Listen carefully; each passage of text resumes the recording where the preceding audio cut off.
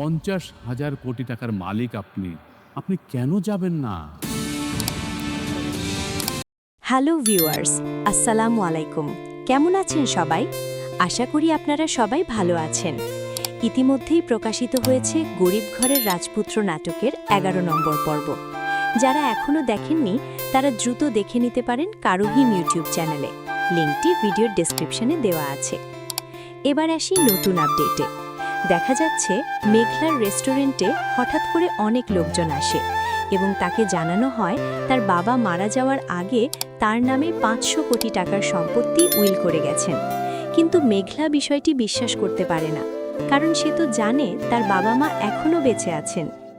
আসলে ছোটবেলায় মেঘলা হারিয়ে গিয়েছিল, আর যাদের সাথে সে এতদিন বসবাস করেছে তারা তার আসল বাবা মা নয়।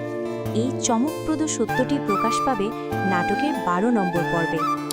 12 নম্বর পর্বে আরও দেখা যাবে মেঘলা হঠাৎ করেই অনেক বড় লোক হয়ে যায়। গাড়ি, বাড়ি, বডিগার্ড সব কিছু নিয়ে তার জীবন পুরোপুরি বদলে যায়।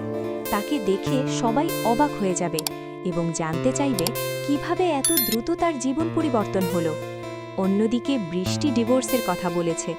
এখন প্রশ্ন হলো, অনিক কি মেঘলাকে ডিভোর্স দিয়ে বৃষ্টির কাছে ফিরে যাবে, নাকি অন্য কিছু ঘটতে চলেছে? এই সব প্রশ্নের উত্তর জানতে হলে অবশ্যই দেখতে হবে গরিব ঘরের রাজপুত্র নাটকের 12 নম্বর পর্ব। এবার জেনে নিই 12 নম্বর পর্বটি কবে আসছে। এটি প্রকাশিত হবে আগামী মঙ্গলবার দুপুর 12টায় কারুহিম ইউটিউব চ্যানেলে। তো বন্ধুরা, আপনারা কি মনে করেন মেঘলা কি তার আসল সম্পত্তি ফিরে পাবে? কমেন্ট করে অবশ্যই জানাবেন। আজকের ভিডিও এতটুকুই।